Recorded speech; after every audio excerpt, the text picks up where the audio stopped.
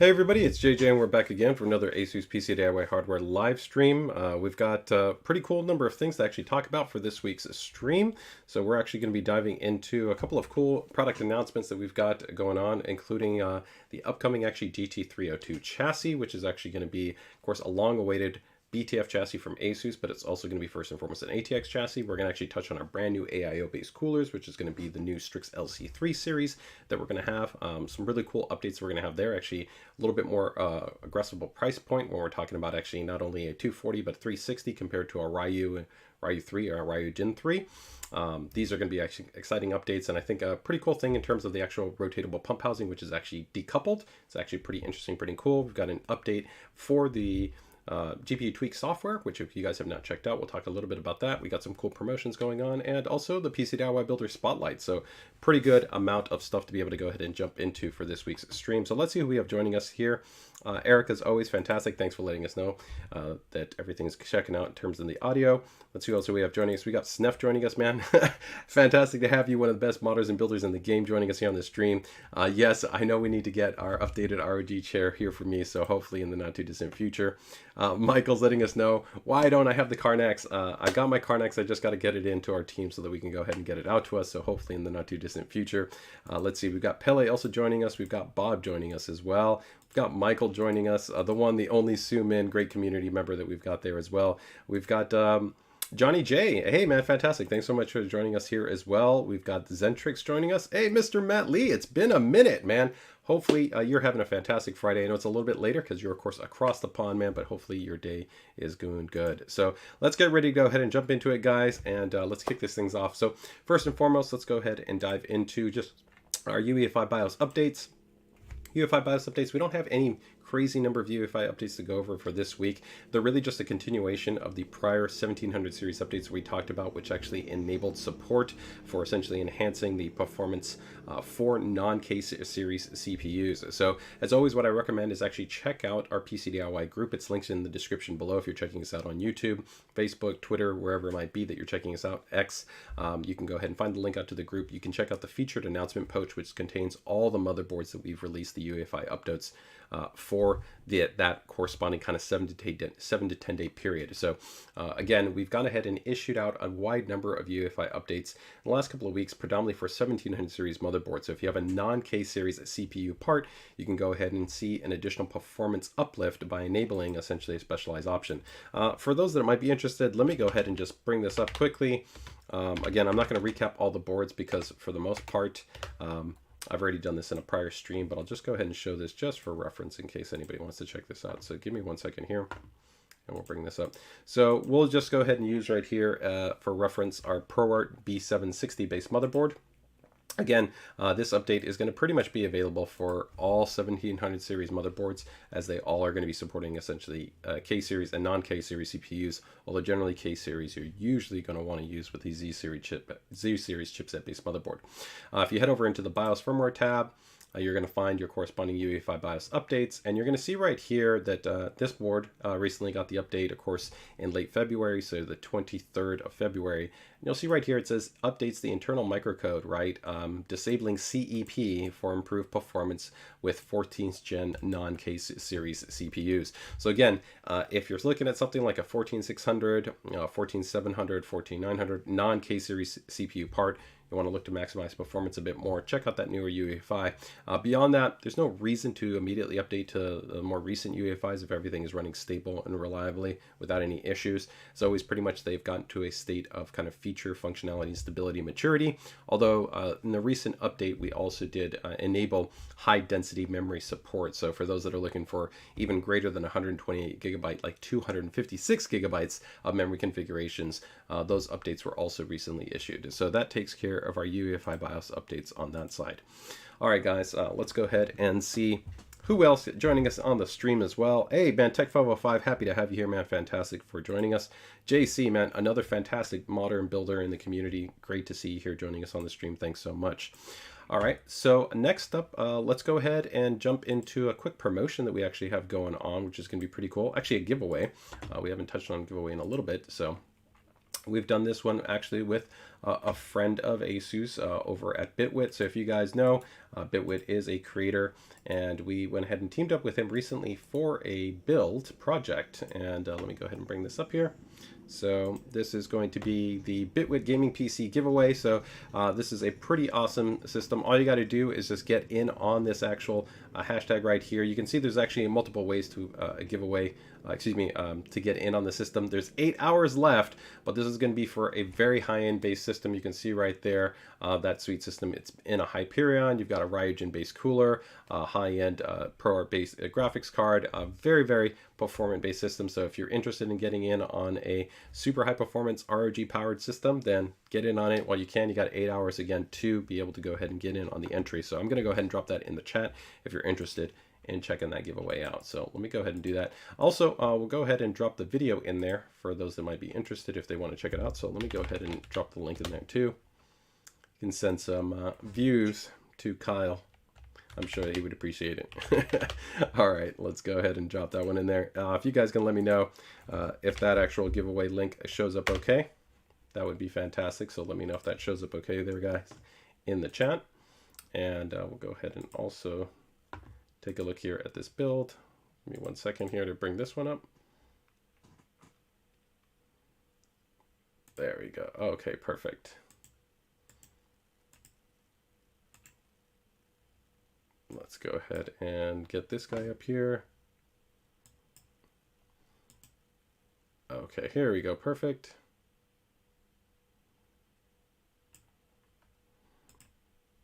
And let's go ahead and recap, I guess, the hardware here.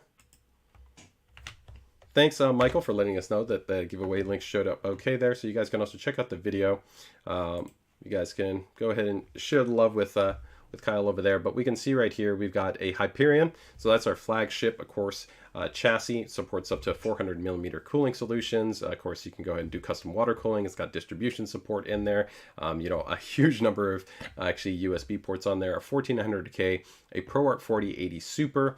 We've got a Maxima Z7090 Dark Hero based motherboard in there. 64 gigabytes of DDR5 6400 MT memory. A Ryujin 3, the ARGB edition, which has those daisy chain magnetic fans that are included in there. We've got 2 terabytes of PCIe NVMe Gen 5 SSD storage that are going to be in there.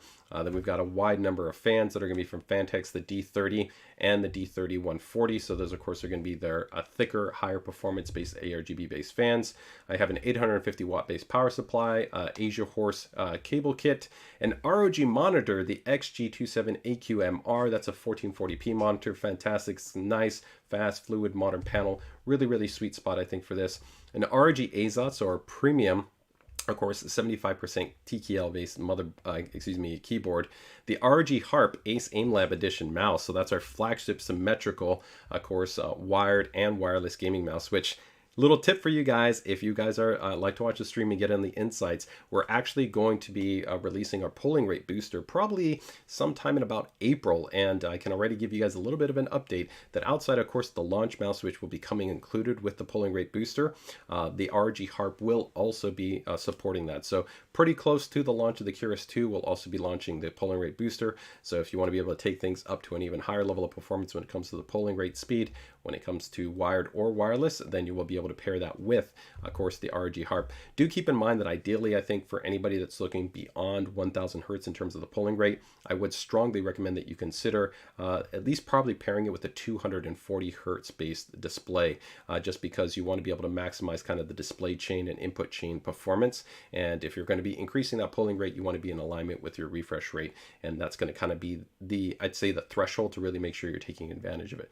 Also keep in mind that your performance of your system can see a penalty from the additional AiO requests that you're going to be adding to the system when you increase your polling rate. So as long as you're using a fast performance system, it's not an issue. But if you're kind of maybe adding polling rate boosting to a much older system with a more limited CPU in terms of its performance, you could actually notice potentially a negative impact in regards to performance. The ROG Delta S Core, so that's our wired gaming headset, and then the ROG Hone Ace XXXL, so that's going to be, of course, our large desk mat gaming surface. So very, very sweet, of course, build. Check it out, guys. That's an awesome giveaway that we have going on right there, so pretty sweet. All right, let me go ahead and quickly see if we had any quick questions that shows up there. Hey, Robert, man, sorry to hear that you haven't been feeling well. Hopefully, you're bouncing back and you're going to be doing okay, man. Best wishes to you and yours, and hopefully, the remainder of 2024 is going to be positive for you. So hopefully, the best in that respect. Let me go ahead and see. We got another question here from a Facebook user letting us know, hey, JJ, I want to ask when the ROG monitor light bar is going to be available in the market. Still going to be a little bit out. We're probably going to be looking sometime in April timeframe. Of course, as soon as we're ready to release this and we are going to be pushing out to the channel, rest assured you'll be see it highlighted here in the PCDIY live stream as well as in the PCDIY group. So just make sure you're watching here and you'll be up to date when it comes to the release, okay? Pidgey PC is giving a little bit of love, letting us know that the overall hardware giveaway looks pretty sweet, pretty great. And then James is asking us, when can I actually buy the ROG Swift PG32 UCDM? Well, you would have been able to buy it if you got maybe in on the original launch. It's been very popular since its launch, and as we previously noted, we're working to continue to ramp up inventory, but I expect probably it's going to be challenging. The reality is that there's right now more people that want that display than what's actively going to be available. So you're just going to have to continue to actually monitor the e-tail partners. We talked about our confirmed launch e-tail partners ranging from Micro Center to, of course, Newegg to Amazon. Amazon was a couple of weeks behind as far as actually getting logistically listed as far as the product, so that's going to be coming in the not too distant future. But I expect as we get closer to kind of the end of this month going into early April, you'll see kind of a ramp up in availability. So if you've been more constrained in terms of what was already available, I would probably say just continue to monitor, and hopefully towards the end of this month going into the beginning of next month, you'll probably see greater availability, be able to pick up one of those awesome 4K OLED displays, right? Let me go ahead and see. Is the MA225 still in production? It's out of stock of everywhere in Canada. Go ahead and maybe ping Lee in our community group and see if he can confirm with our product manager. It's actually still in active production. We have it available here in the US. Canada is always a little bit tricky in terms of whether or not the e-tailers actually might be actively skewing the product. That could be that maybe they're not getting enough demand from users to know that they're listing it, or there could be other logistic kind of factors or kind of other just items that we have to kind of look into a little bit more closely. So just let us know. We can try to work with our team and logistically see if we can work on maybe updating inventory to our friends up north in Canada. So thanks for reaching out and letting us know that. That's a very cool adapter. If you guys are wondering what the MA25 is, it's actually an Ethernet to coax based adapter. So if you want to be able to run Ethernet but through coax, it actually is a great mechanism, especially if you've got maybe like a multi-story home and you want to be able to more efficiently kind of route throughs, and maybe you've already got coax in your house laid out, then you can take advantage of that, be able to run up to 2.5 gigabit Ethernet throughput, right? But just leverage the coax that you already have in your house. So pretty sweet. All right, so that covers our giveaway on that side, guys. So next up here, let's quickly talk about a cool update that we have coming in for the GT302, as I have a little bit of an update for you guys on the GT302. So if you guys are not aware, the Tough Gaming GT302 is going to be our next chassis, and this chassis is pretty exciting because it is going to be an entry-level chassis, so it's going to be pretty inexpensive when it comes to its price point. It should be probably at or around $150, maybe a little bit less than that, as it will also become included with ARGB based fans. I'd love to also know, would you guys maybe like to see maybe a little bit of a lower price model with no fans?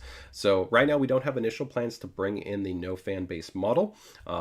But if that is something you're interested, definitely let us know. I know there's a lot of builders in there that you end up picking your choice of your fans. We're trying to kind of give a really balanced type of experience where, hey, this unit is going to have great airflow, and you don't have to kind of purchase those fans, especially for first-time builders or somebody that's going to transition into a system. It's kind of all in there. But let's quickly go ahead and take a look at the 302 if you guys haven't checked it out. And we are going to be probably looking towards availability, I would say, around April-ish time frame is what we're probably going to be looking at. So let me go ahead and bring it up here.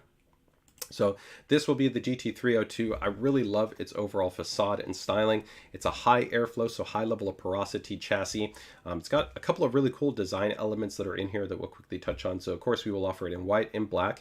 It does have a tempered side glass panel, but one really cool kind of design element is actually you can take the panel from the opposite side and you can flip it. So if you want to have your system actually not have a tempered glass side panel, you can actually just flip it over on the other side. So if you want to kind of go for a more minimal look, then you can do that. It's pretty interesting. So the included fan variant, as you'll see, these are 140 millimeter base fans, and we have focused a lot to really be able to offer a much higher level of performance than traditionally what you see within the market when it comes to included inbox based fans. So these are actually quite performant, quite solid. I'll also tell you, I was really impressed with with the actual fit, finish, and build quality. It felt really good in terms of the overall rigidity and the stability and the overall frame design. You will have, of course, your USB-A and also USB-C based connectivity on this unit. Another cool design element is going to be that this chassis does have some nice quality detent based design, so you can pop off the panel. I believe Mr. Matt Lee, who's actually here in the stream recently, actually did a build highlighting this, and you'll be seeing actually more reviews and exposures for this chassis in the not too distant future as we get ready to send it out for media review, as well as a number of different build projects around this. Because one of the really cool elements with this chassis is going to be that it does support BTF. So that means that it's not only just a standard ATX based chassis, but it actually also supports BTF. So that means if you don't want essentially to see visible cables, all of the actual connections are on the rear of the motherboard, and you can go through that more kind of seamless cable experience. So that's going to be pretty sweet. Another cool design here is going to be the detachable, actually top portion of the chassis. So it's going to be a bit easier to be able to mount things like radiators and fans. So sometimes I'm sure some of you have kind of dealt with that challenge that you get a little bit more obstructions, or you kind of put your hand in there and it's a little bit more kind of challenging to kind of route your cables or be able to adjust everything. You also probably have an increased likelihood of damaging or denting of course, the radiator grills. So this is just a nice little touch that I think just helps to improve upon the overall build experience. I'd love to know Mr. Matt Lee's thoughts on what his experience was getting to use this out, as he's looked at a huge number of chassis on the market, you know, I'm sure over the last year. But I know for me, when I've gotten the chance to take a look at the production samples, I was really pleasantly surprised with its overall fit, finish, and functionality, especially I think for its projected price point. I think it's going to be a great option for those of you, and I love that, of course, it comes in white and it comes in black. And here, of course, that's going to be the hallmark portion. Again, I don't want to focus too much on the BTF element. That is going to be a really cool aspect that the chassis will offer. But keep in mind, you can 100% do a normal build in this chassis, but it also will support BTF. So if in a year and a half, 2 years down the road, you decide you want to be able to adopt into the BTF ecosystem, take advantage of an ASUS BTF-based motherboard and an ASUS BTF-based graphics card, you won't have to change out your chassis. You can go ahead and use the same exact chassis and be able to support it. So great level of flexibility offered to you in that respect. Okay, so this will be the GT302. Excited to be offering this guy. Let's quickly see some feedback here.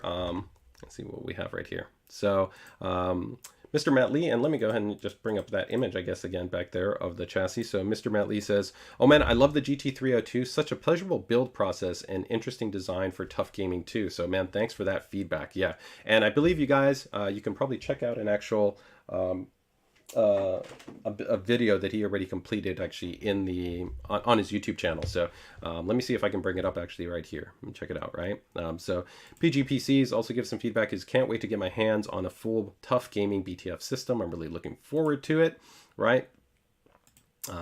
Justin notes, JC says, the best thing about the GT302 is the mesh in the front with blackout spots when it's not over the fans. Yeah, I really love the design. I think the design is really nice. You know, it has, I think, a little bit of that tough balance where it feels like a kind of a strong kind of resonance that you get with it, where it has like a durability.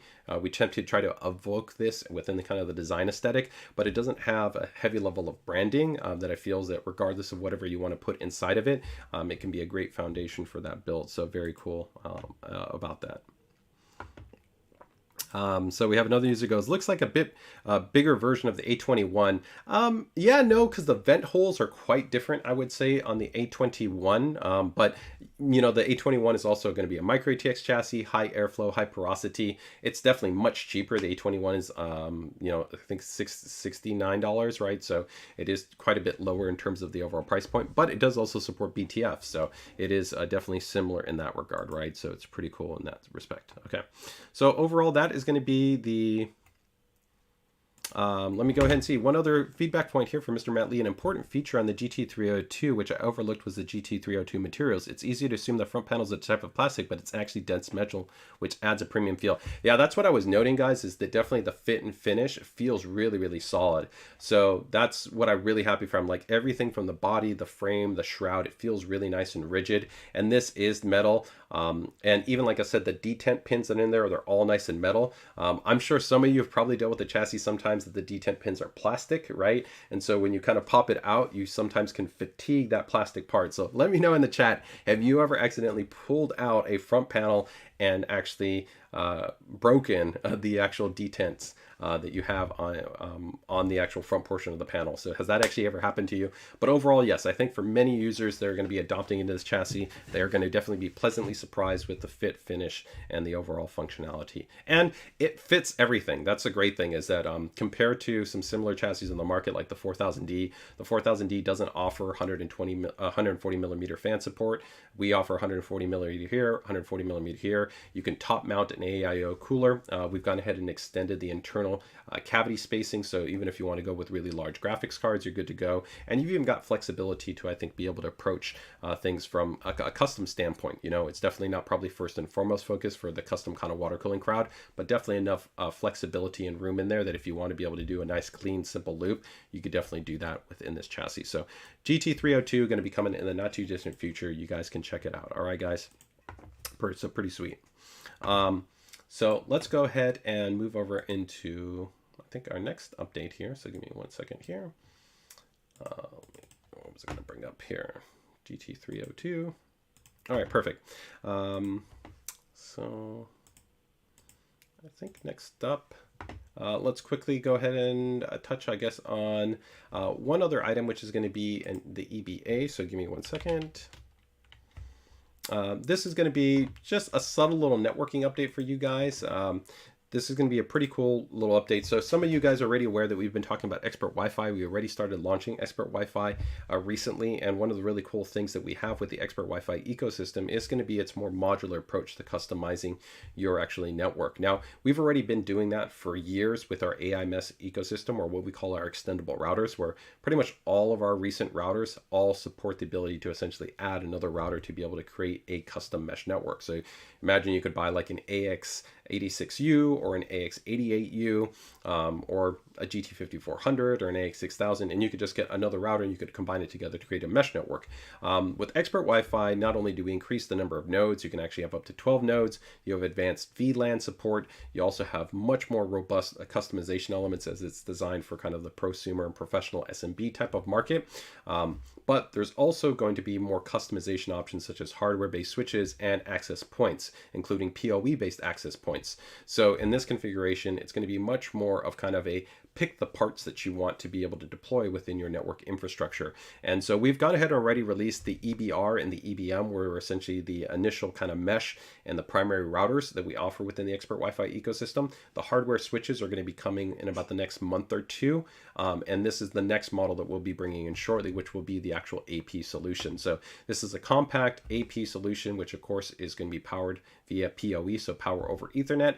You can see how you could integrate that into your home or your office space to be able to go ahead and extend that. So I'm going to drop the link in the video if you guys are interested in this. We'll probably have a more dedicated live stream later in the future once we kind of bring in the totality of all of the products. For those that might want some insight into why you might want to maybe customize or have different types of options when it comes to deploying or defining the different components that you have within your network infrastructure.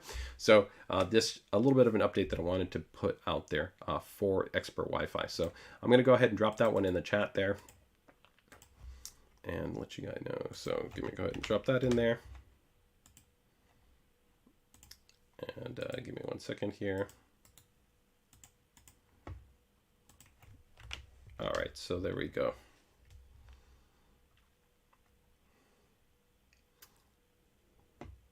Let me go ahead and see. Pidgey PC says, I have pushed a panel on my AP2O Max in one shot, and one of those plastic detent pieces came across the room. Yeah, so yeah, it's a little bit of a tricky situation sometimes. Like I said, with those detents, right? You know, you just got to be careful with them sometimes when you're kind of like pulling them out or kind of pushing them in. You know, it's like I said, some are going to be thicker and some are going to be a little bit thinner. You know, for the most part, I think most of them are pretty reasonable, but definitely, you know, when it's metal, it's just going to be a bit more durable. So it just gives you a little bit more comfort, especially when you're kind of pulling that off, right, when there's some type of a detent in place. So I think it ends up being a little bit more comfortable in that regard. So pretty cool. All right. So next up, let's get ready to go ahead, I guess, get into the new items here. Yeah, so Michael, everybody else I think is showing up that the audio sounded okay. So Michael, thanks for letting me know. If anybody has any other issues, feel free and let me know. But everything looks good on our side, so we're going to keep rocking and rolling, keep moving things along. So next item here is actually going to be a new product from us. So this is actually going to be on the cooling side. So this one has been one that we, of course, announced at CES, and I know that I've been talking about, guys, for a couple of months. So let's get ready to go ahead and jump into this one. This is going to be on our cooling side, so it's going to be a new AiO cooler from us. Think we're going to be touching on the brand new ROG Strix LC III series. So let's go ahead and I guess start off with the 240. I think that's probably where it kind of makes the most sense to kind of jump into. And we'll kind of go from there. So let me go ahead and bring up my notes here. So kind of go from there. So on face value, this is going to look pretty similar to what we already kind of have with the Strix LC II series, but we'll definitely talk about where the design differences are and kind of where we're starting things at with, and we'll kind of go from there. So we're going to continue, of course, to be utilizing Asetek-based pump designs in these units, as that's pretty much what the majority of our AiO solutions are offering. Either it's going to be 7th gen V2, which is what you're going to see within the Strix LC III series, or of course with the Ryu 3 and the Ryu Gen 3, those are going to be 8th gen pump designs. Okay, so let's go ahead and dive now a little bit more into where the differences are going to lie between, let's say, V2, so essentially Strix LC2, and of course the LC3 product, and the totality of all the different models that we're going to have available. So let me go ahead and bring this up here, and we'll go from there. So the first item that I'm going to want to touch on is going to be here, which is, keep in mind that all the models that I'm going to talk about today are going to be the non-LCD based variant. So you'll see right here, this is actually the decoupled pump housing. So this is going to be consistent for all of the Strix LC3 models, that they have a actually detachable pump housing. I believe also Mr. Matt Lee might have actually already taken a look at this model. I haven't had the chance to check on his video, but I think he might have used this in a recent build. Mr. Matt Lee, let me know if that's the case, right? But the LCD version will be coming a bit later, probably towards early, maybe mid Q2 time frame. So if you're looking for essentially a more kind of entry-level offering that we'll have with a screen, then you're going to want to wait for that variant. If you're happy essentially with just having an ARGB, nice high quality based screen, then that's what this model will be. So essentially we have an LCD version and a non-LCD version. All 5 of the models that we're going to talk about today are essentially the non-LCD version. Okay, so that's important to note, but they both have the decoupled design. Okay. Here's a great example of just what it would, of course, look like in a system. Of course, we're going to continue to offer both a white and black based model. We'll offer the black and white models for both 240 millimeter as well as 360 millimeter based designs. So they'll be identical in that respect. It just comes down to picking the one that works best for your chassis, and of course your cooling consideration and your acoustic considerations. Okay. So here you can of course see that white and that black based model. ID design is going to be pretty similar, but there are definitely some differences that we're going to dive into. So let's go ahead and talk about where we're going to see some differences in these models. Okay, so let me bring this up here. We'll go from there. All right, perfect. So let me just bring this up here. Okay, and there we go.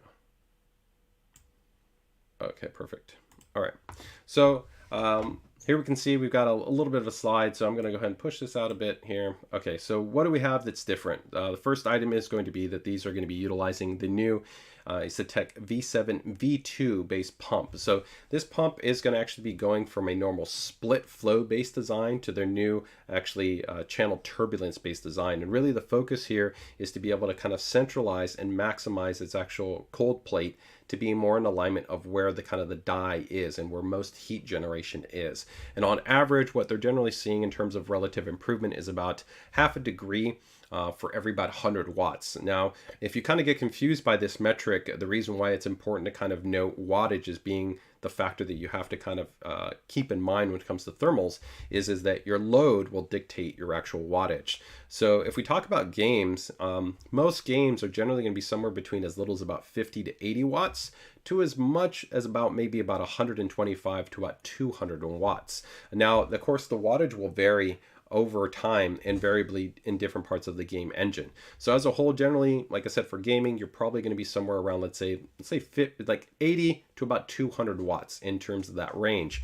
Now, synthetically, you will see a lot of media that sometimes when they're stress testing CPUs, especially Intel CPUs, they're going to say their wattage consumption is much higher, especially if they're testing, 12900K, 13900K, 14900K. They're going to say 250 watts, 280 watts, 300 watts. The reality is that's just not a normal value to communicate under any type of gaming scenario. You will never see that type of wattage envelope, even pretty much overclocked. You could be overclocked at 6.2 gigahertz on a per core based overclock, utilizing an adaptive vid, and you would still easily be able to actually cool that with a 240 millimeter AiO.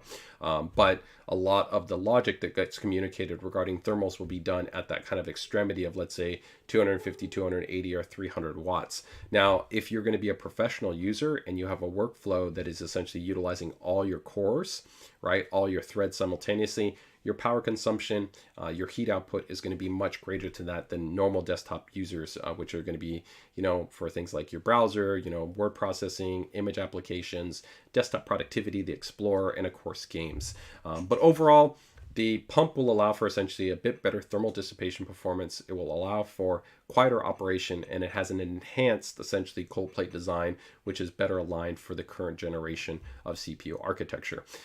Keep in mind that this unit does currently support pretty much all of the standard platforms that are available. So AM4, AM5, and pretty much Intel-based platforms, whether we're talking about 1200 or 1700. So pretty much anything that's out there, it will support it. So you're 100% good to go. Next item right here is going to be the rotatable pump housing, but also the decoupled pump housing. This is kind of cool because you can detach it and it makes it a little bit maybe easier to kind of get mounted in, and then you can connect it and you can run your cables and you can do everything after the fact, or you could keep it connected and make your adjustments. I'll show a little bit of a video of actually how this works so that you have a clear understanding of the decoupled based design, but that is going to be an update compared to the prior generation. There's more lighting effects. Overall, I think there's in total 4 new additional lighting effects that we had compared to the prior generation. So there's 10 plus here, and then in the prior model we had 7. So you just have some more options in terms of seeing different types of patterns being presented on the screen. Of course, you can fully customize this through the Armory Crate software or through the Aura Creator software, so that's up to you. Now, we don't use any proprietary based controllers, so this is just a USB based interface. And then for the fans, of course, they plug in traditional 3-pin ARGB headers. So if you want to plug them into an ARGB controller that supports standard 3-pin ARGB interfacing, then you're good to go. The fans have also been updated. These are our newer, essentially static pressure optimized ring barrier based fans. The prior generation were already really good, very nice, but here you get great static pressure, great airflow, nice vibrancy, and also anti-vibration padding has been integrated on there. So if you actually look here on the corners right here, you'll see actually the anti-vibration padding, which has been added in for this generation. So a little bit of a premium upgrade. These have also been fully certified for 0 dB operation. So generally, most fans are not certified for 0 dB operation, especially on AiO coolers, but these have done that. Now, you also generally need to have your software or your firmware from your system be able to support this, but the fan is designed to be able to go ahead and go down to a 0 operating mode. So some fans, if you attempt to force this, they can kind of stall and they can act weird and they can kind of make a ticking sound, things like that. So just be clear, it does support that operating mode. The block dimension is also going to be a bit different. So you'll see that's actually a little bit larger, but a little bit bigger. It kind of depends on what you're looking at, right? But overall, you can see 72 by 72 by 61 versus 80 by 80 by 45. Overall, still a nice compact housing, which I think works really, really well for the vast majority builds, even if you want to go into a more kind of compact mini ITX type system. It's a nice compact pump housing, which I think works well. The tube length, which of course, if you guys are wondering about the tube length, what I'm referring to is actually here, the tube length that you have from the radiator to the actual pump housing itself. So that's been made a bit longer at 400 millimeters versus 380 millimeters. Again, I'm always a fan of actually 400. I personally even like a little bit longer. Like our ProArt AI cooler actually has a 450 millimeter radiator. And it's a balancing act sometimes of having too long of something where you kind of have a little bit of excess kind of cable. 400 I think hits a pretty good sweet spot to just give you a little bit more space depending on where you make your adjustments guidance where you want to position it, and also gives you a little bit more room to play with depending on the size of your chassis, especially if you have maybe a little bit bigger chassis, you want to swoop down, maybe having hopefully come underneath your memory, something like that. It's going to be a bit more advantageous to be able to have that 400 millimeter base clearance. In addition to that, we have the included cable wrap, which is also a nice update. Do I have a cable wrap here?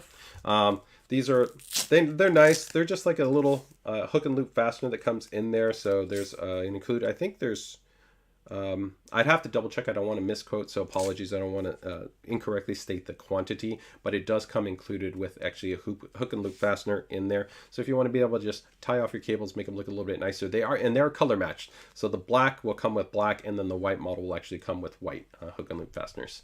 And then we also have a screen model variant. So the screen model variant, as I noted, is pretty much this, that it has an LCD screen that of course allows you to customize the display. So those are going to be the primary updates. Let's go ahead and quickly take a look at a little video right here while I also take a look at questions that might have come up for the Strix LC unit. So let me go ahead and bring this up here, and we'll go from there.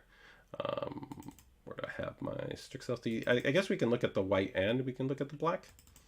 Doesn't hurt, right? So let's go ahead and do that. Can look at a little B-roll first and just kind of get a sense of it here. So this is going to be for the white model, and I'll go ahead and take a look at some questions while looking at that right there. So, hey, Stints Built, man, fantastic. Just patiently waiting for that beauty. Yeah, I think it's a fantastic looking cooler. Love the design. Again, it's quite a bit less expensive than the Ryu or the Ryujin 3. Keep in mind that we didn't note the differences here. The Ryu 3, of course, is going to have that knurled metal housing, which is really, really premium in that anime matrix display. And then also, of course, on the Ryujin 3 has the largest screen that's on the market. It's also a larger set of memory and a higher refresh rate cycle, which is fantastic. In addition to that, it also comes with those really premium daisy chain magnetic fans, which are absolutely fantastic. But here you can, of course, see that rotatable pump housing. That pump housing also decouples. I also like the fact that the actual cable is directly integrated. So with some units, I'm sure some of you have had kind of like that little USB that you have to integrate into the pump housing. You have to plug it in, but here it's directly inside there. It's really nicely kind of tailored in. So I think it just allows for a cleaner design. And here you can see the decoupled design implementation. So again, from kind of a layout, it doesn't get in your way. You can kind of remove it. You don't have to worry about scuffing it or scratching it or anything like that. Really easy to be able to work with. I just really like that overall design. So Michael notes he appreciates the 400 millimeter base tubing, right? Mr. Matt Lee says the ROG logo on the fan centers look awesome in the LC3, 10 for 10 for the ease of the overall installation with Intel. The foot video should give you guys a closer look at the assembly process. Yeah, so Mr. Matt actually talks about a really nice little detail that I wanted to actually show here in the video and in the images. So let me see if I can bring this up. The photos might not do it justice here, but they have a really nice level kind of like an embossed finish on there. And again, this is kind of like the attention to detail that you'll see on a lot of our cool kind of products, especially within the ROG ecosystem. But these guys right here, you'll notice that they have a really nice finish. So a lot of times this area is, I think, almost overlooked, or sometimes it's a little like might just be like a cheap sticker that kind of gets layered on there. But these really do have a premium look to them in terms of their fit and finish. Now, one other difference, and I'd love to know your guys' feedback. The Strix LC2 actually had LCD accents with 4 slashes that were actually on the pump housing. So there was like one here, one here, one here, one here.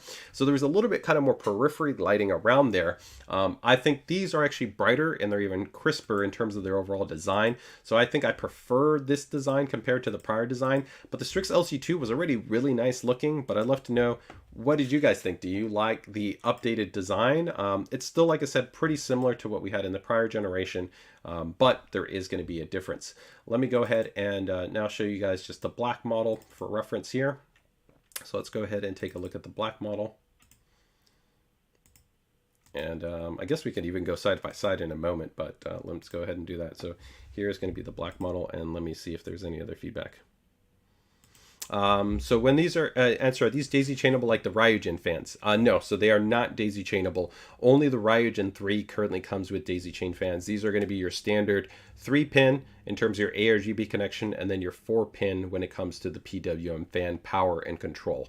So that's great though, in my opinion, because it still allows for the broadest level of interoperability and compatibility, really streamlined and simple. But of course, the ROG 3 is going to set the benchmark for the least amount of cable work and a really clean, simplified design, right? That magnetic design, I think, is absolutely fantastic. So I totally understand it, but right now, only the ROG 3 comes with the daisy chain magnetic fans, right? Mr. Matt Lee says, it's also evident in my GT302 build that the LC3 was extremely quiet and performed really well. It's featured in my latest video. So fantastic. Yeah, man, thanks for letting us know, Mr. Matt. I'll see if I can go ahead and drop that in there, or maybe bring up the video here in a moment. But there you guys can see, ultimately, we've got the white, we have the black there. So we've shown a little bit of video. I'm going to put those side by side there. I'm also going to bring up Mr. Matt Lee's video right here. But to recap, again, here you can see the pricing. So this is going to be the ROG Strix LC III 240, the ARGB white and black are going to be coming in at 170. Then for the 360, which will simulate the same thing, it'll be the ARGB, the white and the black, they'll be coming in at 230. So that is going to be your price bump right there. And then we will also have an ROG Strix LC3 360 non-ARGB.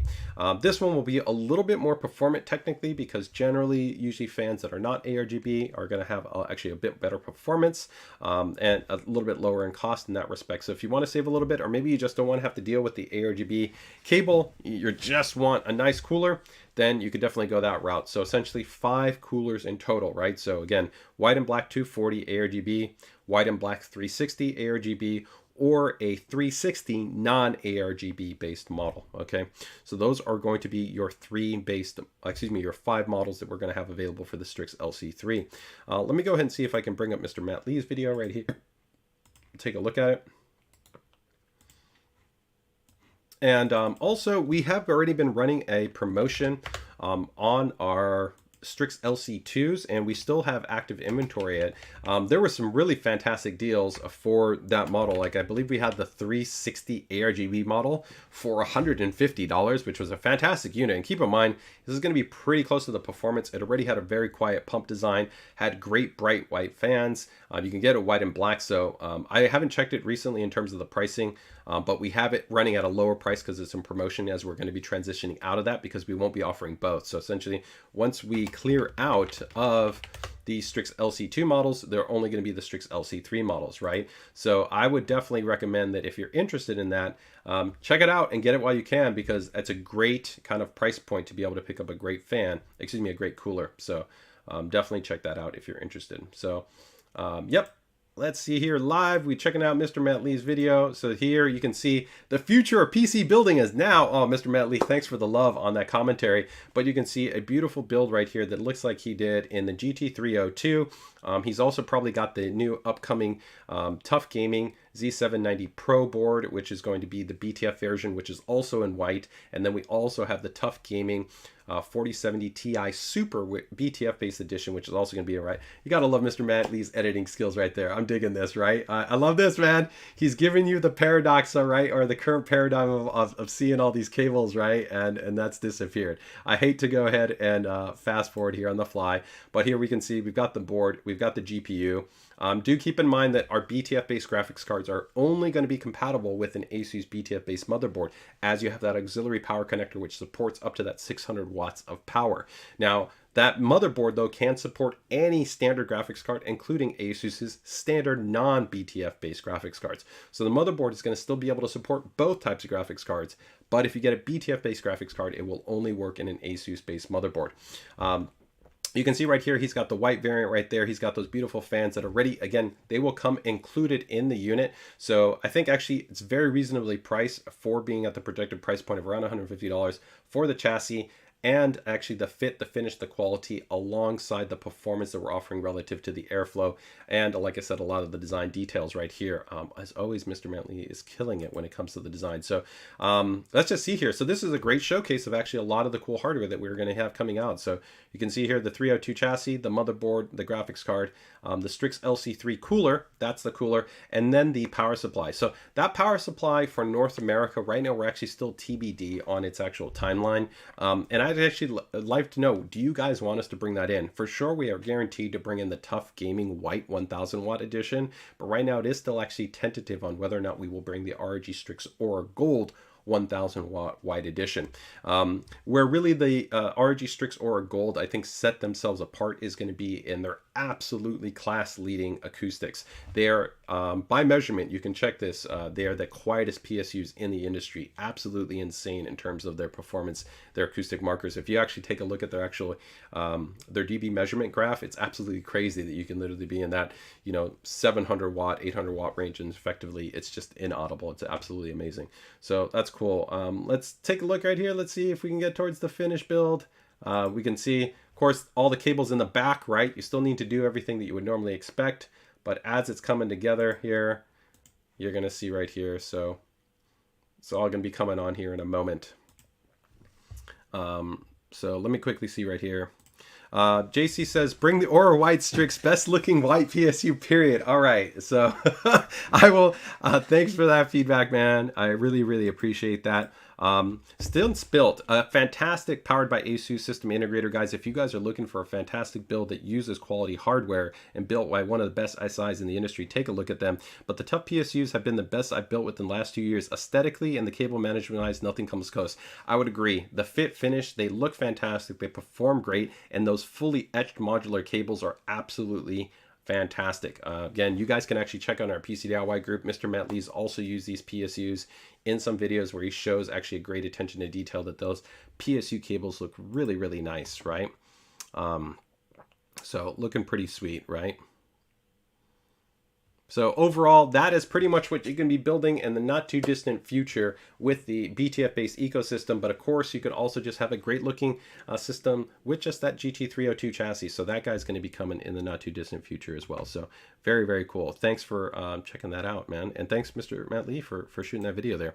Michael goes, JJ, will ASUS and others not use the standard that BTF power connector used on the GPU? So it can be... I'm not sure what you mean. There is no standard. BTF is an ASUS designation, so that's what we've defined our essentially cableless based design approach. And the actual connector that we have is actually a patent pending based design connector, so it's exclusive to ASUS. So that's just another area like we've historically always done where we think that we're offering innovation relative to our designs, right? And again, we're supporting still interoperability by allowing the motherboard to still work with any type of chassis, with any type of graphics card. So again, it could be our graphics card or it could be a competitor's graphics card. There's no limitation in that. But if you want that really beautiful minimized cable experience, then you would want to go with a BTF-based graphics card design. All right. So check that out, guys. I'm going to go ahead and drop that link also so you guys can give Mr. Matt Lee some views and give him some thumbs up. And if you haven't subscribed already, make sure and subscribe. Subscribe also to Stints Built. Subscribe also and check out and follow JC and Snef, some great builders and modders that we have joining us today on the stream. So fantastic. All right. So that is going to be the Strix LC III coolers. I'm going to go ahead and just quickly recap again. Lastly, just those models that we are going to be bringing in. So let me go ahead and bring up just the last set of images here. And we'll close that thing. We'll close those out. So we'll go ahead and just bring this up here. We'll go this route. So again, just recapping, Strix LC3, we're going to have the 240, the ARGB edition, white and black, coming out 170. We'll then also have the 360 burst version, ARGB white and black coming in at 230, and then we'll have a 360 non-ARGB version coming in at 210. And again, important to note that all of these models are going to be for the non-screen version. So we still will also have the screen version, the one with the LCD, coming out a little bit later in early Q2 timeframe. Okay. Again, we also noted, again, detachable magnetic pump housing with a nice integrated cable, that new 7th Gen V2 Asetek based pump, more additional lighting patterns that are on there, the rotatable based pump housing, longer cables, 400 millimeters versus the 380 millimeters. That new essentially cold plate design, of course, moves away from the standard split flow based design to give us better performance, about half a degree for about every 100 watts, along with quieter operation and overall more targeted kind of die performance for modern CPU architecture. New improved fans, which give you still great air, static pressure and airflow, as well as support 0 dB operation. We have anti-vibration dampening pads that are also been put onto the fans there. Great set of hardware accessories in there. All the kind of standard mount support in there. So AM4, AM5, and current generation Intel and prior generation Intel socket 1200 series. Actually, I think this even supports 2011. So even if you were like a old HDAT, you could still actually use it on that platform as well. As I noted, you also get that nice hook and loop fastener that also comes included with the unit. You get some nice premium stickers, all that good stuff inside the box. So you're going to be good to go. All right, guys. So that covers the Strix LC3. And watch out. I think we're probably going to do a giveaway for this in the community. And also, I think we're going to be starting for the PCDIY community a little bit of a UGC review program. So watch out for a post that's going to be posted by Mr. Lee, so our community manager in the PCDIY group. But if you're willing to do a dedicated kind of review in your community, maybe share your experience, what it is to install it, give your performance measurement markers, watch out for the post in there. Maybe we're going to send out like 1 or 2 samples, allow people to go ahead and share their results directly in the community. We also still, of course, will be sending these out to media so that you can see independent reviews of these coolers out there as well. But we'd love to be able to, everybody has a different way that they kind of interpret their experience, whether it's kind of be the fit, the finish, the aesthetics, the usability, and the performance, even based on their workload characteristics, right? So I always think one of the really cool things that we do in the PCDIY community in our group is that we allow kind of our users to be able to talk about the experience they have with their pieces of hardware to other users in the community, which allows them to kind of see the value from a user's perspective, which sometimes can differ from media. Sometimes media have that kind of same mindset, and sometimes it differs. So if you're interested in that, that's, I think, something that we're going to try to be doing moving forward with a number of our new product launches. So watch out for that community post coming in the not too distant future. All right, guys? Okay. So let me go ahead and see. Let me see. TechFovo5 goes, one question. JJ, I'm finding a hard time. I'm finding it hard to match fans with the AiOs, and I can't find how to order just the matching fans in addition to match the inside of the case. Will kits be available for the AiO? That's always a long-running question that we always get, and for me, I've never been one of those people. I don't really find it a big thing where I feel like I have to match every single fan. I know some people aesthetically feel that that's really important to them from a kind of a continuity and consistency standpoint. Maybe I just kind of grew up from kind of the older methodology that there used to be people now kind of, especially in the RGB era, they use fans that were predominantly first and foremost case fans, and they were using them as radiator fans. And there used to be a clear difference between a radiator fan and a chassis fan. And now we've gotten to kind of the era where we have kind of hybrid fans, and they kind of try to do both things pretty well, right? So for me, that hasn't been a point, but to be clear, at least from ASUS's ecosystem perspective, no, we don't have a kind of the same fan that's available that comes included with the cooler that you can then buy separately. It's actually, this kind of gets a little bit into our internal kind of design and kind of our structure for our business, but it's actually made by 2 separate teams. So the team that designs and develops the AiO solutions, they do everything inherently from the value proposition of just that singular product, while the team that actually designs and develops our fans actually does that underneath just the fan ecosystem. Although that's actually the same team that does design and develop for our chassis. So they have a bit of a different focus. And even though it's underneath the ASUS umbrella, it could be under the Tough Gaming umbrella or the ROG umbrella, it's actually 2 different kind of teams in that respect. So they don't look at it from the perspective of kind of going like, hey, we want to have the same product available for that purpose, because they're not designing it or intending it for that market purpose. We do know, though, that users want to be able to take, for instance, get like the Ryogen fans, and they'd love to be able to buy those daisy chain magnetic fans separately, because they also love the fans that come with there, and they want to be able to combine them together, right? So right now, no. There is no kind of secondary kit.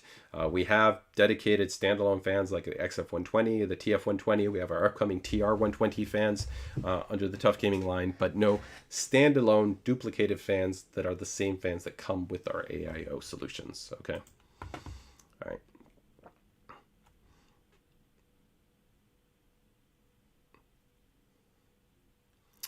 Let me go ahead and see. Man with the 6 Evo Ryogens knows the fan struggle because he wanted those daisy chain magnetic fans. Yes, I definitely feel you there.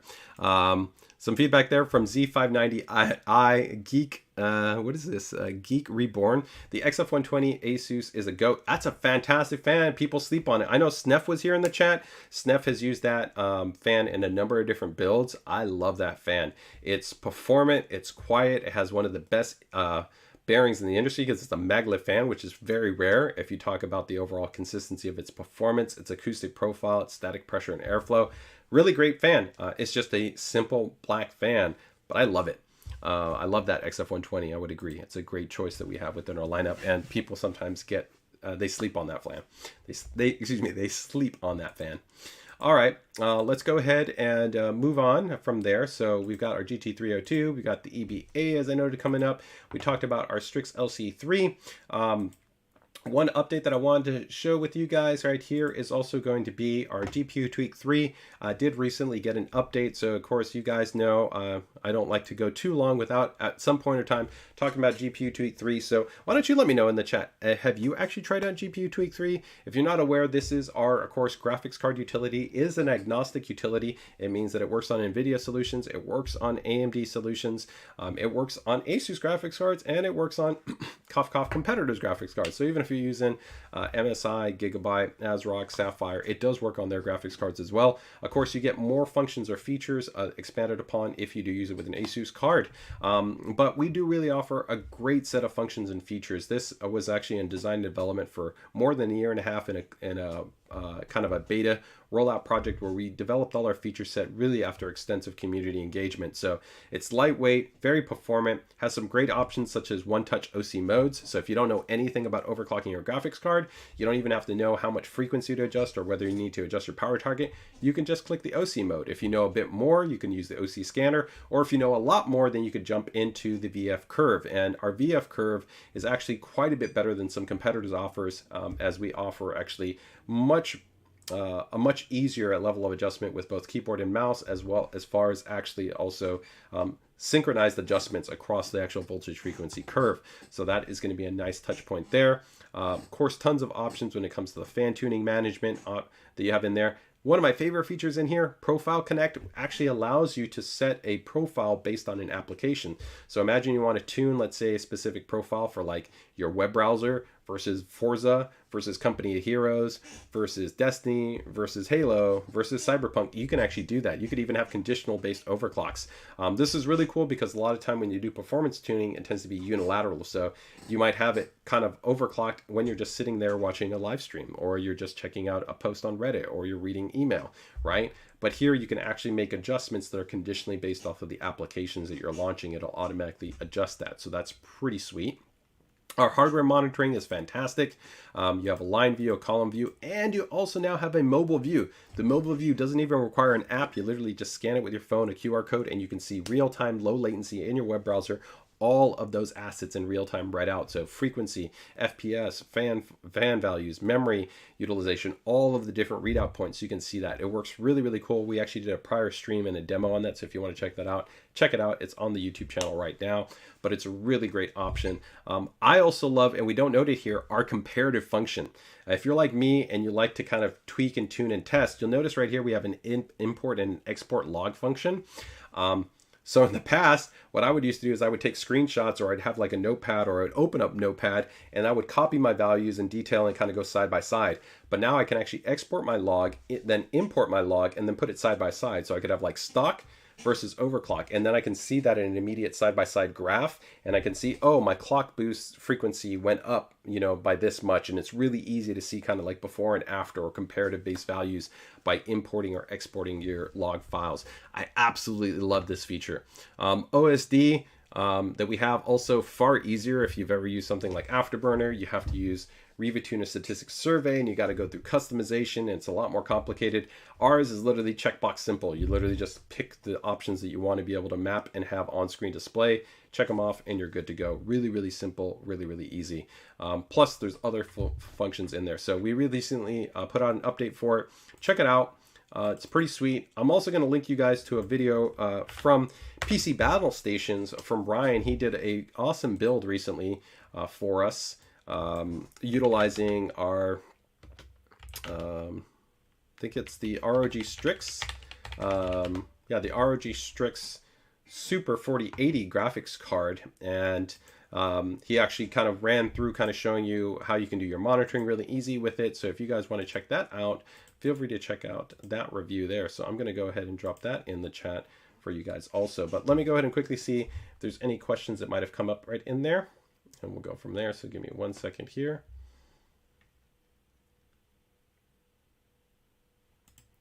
Yeah, here we go. Let me drop that in there. Okay.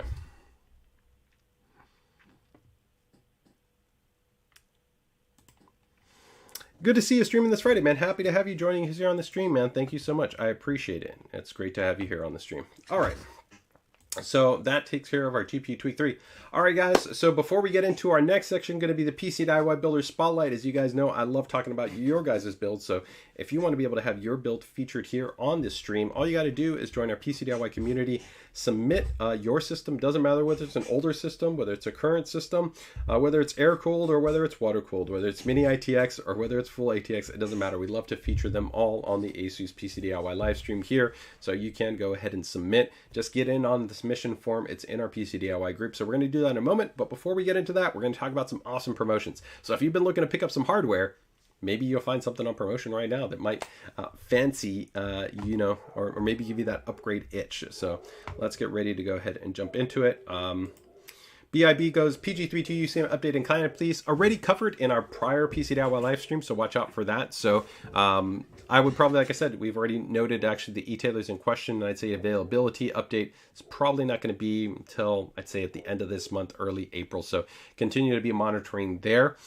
Best Buy Canada also will be kind of one of the primary e-tailers carrying the PG32 UCDM there. And again, for those of you watching in the United States, if you remember, I noted Best Buy not in the US does not carry the PG32 UCDM, while Best Buy Canada will. So there is an important clarification there. Okay.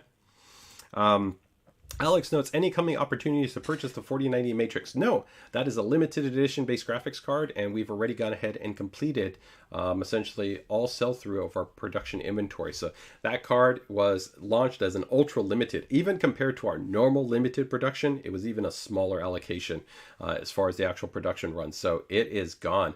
Absolutely stunning graphics card in terms of its performance, its design, and its feature set.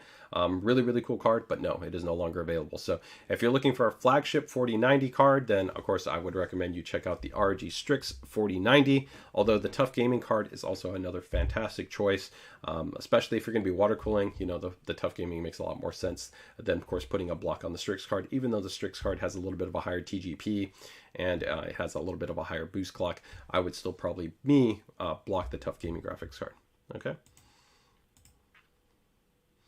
PD goes, do you take questions about monitor? Yeah, feel free. We cover everything here on the ASUS PCDIY live stream, so I'm going to go ahead and bring up a couple of promotions, but PD, feel free to go ahead and drop some of your questions in the chat regarding what you're looking for, and we'll definitely see if we can get your questions clarified. All right, so let's go ahead and bring up some promos that we got going on here, guys. I'm going to go ahead and run through these pretty quick, but I just want to give you guys the opportunity to check out some cool hardware that we've got that's going to be on promotion. So let me go ahead and bring up a couple of models that we have right here that are going to be on promo that I think are going to be worth your while. So first ones that we're going to kind of burn through here really quick are going to be on the networking side. So if you guys maybe been looking to finally upgrade to maybe Wi-Fi 6, right? Maybe you're looking for better range, better stability when it comes to your Wi-Fi. Maybe you want 2.5 gigabit Ethernet support. Maybe you want multi-gig WAN support, right? Maybe you're finally upgrading to faster than 1 gig ISP service. Let me know in the chat. What are you rocking? I'm right now still rocking 1 gigabit symmetrically, so up and down. Although I'm waiting. I'm just waiting. I'm trying to get that 2.5 or maybe 5 gigabit ISP service. I would love to be able to get that, but still hasn't deployed in my area. But what are you guys? 250 megabits, 100 megabits, 500 megabits, or maybe you're one of those really lucky users that is rocking 10G based ISP based service.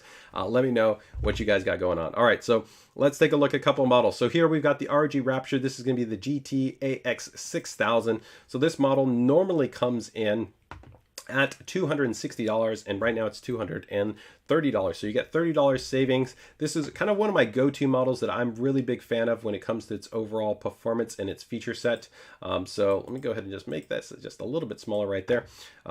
It's got a really cool design, of course. It does have a dedicated gaming port on it. The cool thing about the dedicated gaming port is that if you have a laptop, you have a desktop, you have a console, just plug straight into that gaming port and it will automatically prioritize that unit for a lower level of latency. It has high-speed USB, has a quad-core 64-bit based SoC, so very, very performant. This one actually has dual 2.5 gigabit Ethernet on here, so you actually are going to have both a 2.5 gigabit WAN and you're also going to have 2.5 gigabit LAN. So if you want to be able to have this connected to like a NAS and also have multi-gigabit WAN support, then you're going to be good to go. Plus this unit also is going to support AI mesh. So if you want to pair this together with another ASUS router, including the same one, for even broader coverage, you're going to be good to go. Some people also ask, kind of what's the coverage that I can get with one of these routers? In most situations, this unit should comfortably cover up to around, I'd say about 2,600 square feet, maybe 2,700 square feet. Depends on the RF environment that you have, so the radio frequency environment. It could even be a little bit more than that, or it could be a little bit less than that, but I'd say definitely comfortably it should be around that 2,400 plus kind of square foot coverage range, okay? Going into another model right here, we've got one that's a bit cheaper. This is going to be the Zen Wi-Fi XD5, a very solid Wi-Fi 6 enabled unit. Now this is going to be a tri-pack based model, really solid in terms of overall coverage. So you can see right here with the 3-pack based configuration, this is going to give you over 5,000 square feet. Really just be able to stable, reliable, far-reaching Wi-Fi. If you want something that's not super large, you want something a little bit more refined or minimal in terms of the ID design, this is going to be a great choice for you. And again, coming in now, normally $250 at $200. I think this is a great choice.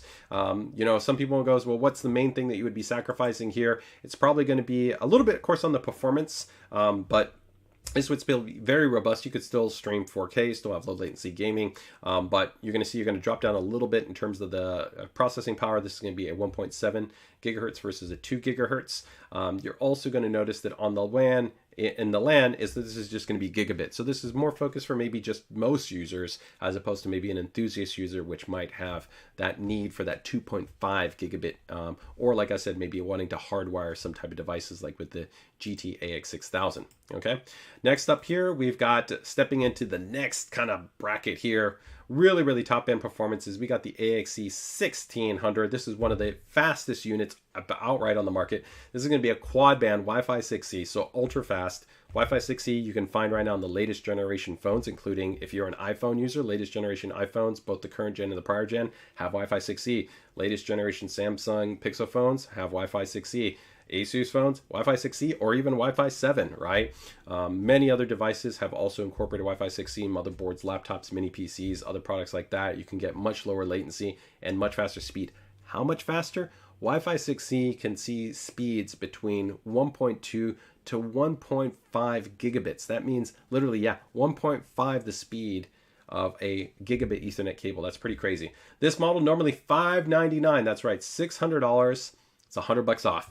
I think that's a great price savings on this unit. This guy is going to be a monster of a unit. I'm not going to go into all the speeds and feeds. The big thing here is that this goes up to quad band. So you're going to get 2.4 to 5G, which is going to be great for faster speed device. And you got that dedicated 6 gigahertz band. It's got 2 gigs. That's right, 2 gigs of memory. 2 gigs of memory on this unit. And it's going to have 2.5 gig WAN. And it has two 10G LAN ports on here. Okay, so if you got that 10G NAS or you got another system you want to connect into, that's going to be a great choice for you right there. Okay, if you want to step up to Wi-Fi 7, we got the BE96U. Wi-Fi 7, of course, to really get the best experience from it, you do ideally want to pair this with a Wi-Fi 6E or Wi-Fi 7 client.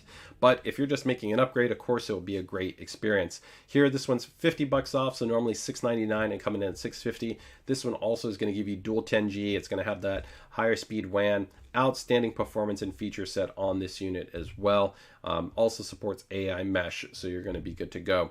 And if you're wondering kind of how fast Wi-Fi 7 can be, you're talking about speeds generally between 2 to 3 to 4 plus gigabits of throughput if you're talking about a Wi-Fi 7 based client.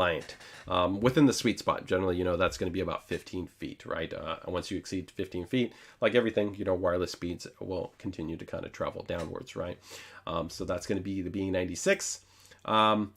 Simple little upgrade is going to be here, the AX58. This guy's going to be $20 off, normally $100, so that's going to be $80 versus $100. If you're just looking for an easy repeater that you can plug into your wall and be able to extend your level of performance or range, then this is a great option. It's not expensive, just plug into your wall, bam, you can add that to any router.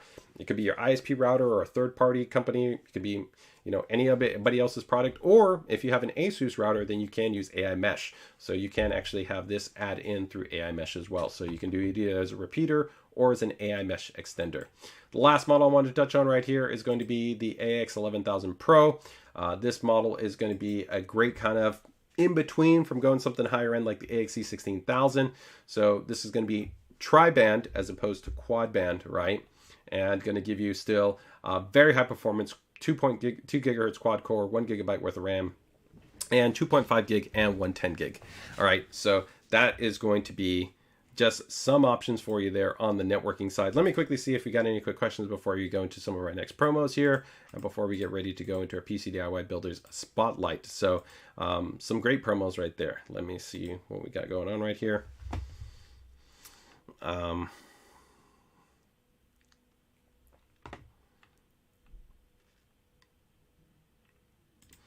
Is there a release date for the PG39 WCDM? That's going to be an update to the PG34. So that's going to be our third gen WOLED 39-inch super ultra, well, not super ultra wide, but 3440 by 1440, 800R curved based monitor. So this one probably going to be early Q2 timeframe. So we're still maybe about a month and a half away from this guy. So probably you'll see more updates for this specific display sometime, I'd say, in April timeframe. Okay, so just stay tuned for that. Somebody letting us know what speeds are they getting. 1 gigabit through Spectrum. Okay, so that's nice. I mean, 1 gig is already fantastic. Michael goes, JJ, that gaming port is LAN. Did the router not also have a WLAN option built to appoint a device as a gaming device? Okay, so to clarify, any of our routers that have a dedicated gaming port, that is essentially just a plug and play level of optimization. What Michael is actually asking is essentially, is there any way to prioritize any device even if you're not doing the physical connection? And yes, you can actually go either into our WRT firmware interface through the web or through the app, and you can select your device. You can assign it for one gaming prioritization, because games don't really use a lot of bandwidth, but they're very latency sensitive. So that means you can kind of prioritize any type of the gaming traffic above anything else that's going on your network. But you could also physically prioritize a device. So let's say you have like 40 devices that you might have in your network. You can actually say the first device that I want to be part of the processing queue is actually going to be this PC or this laptop or the Nintendo Switch, or my phone, or whatever it might be. So yes, you can do that as well. So there's multiple ways that you can essentially do your prioritization with an ASUS router. Mr. Matt Lee says, I live in the rural countryside in England. Hey man, that's got its benefits. I'm sure it's absolutely beautiful. Early 2000s era dial-up broadband is my average speed. Even in the city, 5G is triple the speed of my studio broadband. But he's still got a Zen Wi-Fi Pro ET12. That's an absolute beast. That's a super high performant unit. But man, I feel for you right there. That's a little bit of a tough one. Dial-up broadband is my average speed. Oh man, but hey, at least you got 5G when you can go kind of at and about right there. So, but hey, with the ASUS router, if you guys didn't know, we now do have an easy secondary WAN connection. So that means you can actually take your phone and you can literally just plug in a USB-C cable to your actually ASUS router, and you can take your 4 or 5G connection and feed that to the router and then have your devices connect utilizing that cellular connection. That is a really great option if you want to use that as a backup in the scenario that maybe your primary ISP goes down and you don't want to use your phone as an access point because it's not going to be able to cover everything, plus it'll really drain the battery. You can actually switch over to that and then have that be connected and go that route. So that's going to be a pretty cool level of functionality. So will the ASUS UCDP model follow the release of another company's essentially 4K based model? Yes. So we of course are different. We're both utilizing the same panel, but there will be differences in terms of our design approach. As far as what we're going to be doing with the PG32 UCDP, which is our other essentially forthcoming, right? It's going to be our third gen WOLED 4K 240 hertz with the FHD toggle 480 hertz OLED display.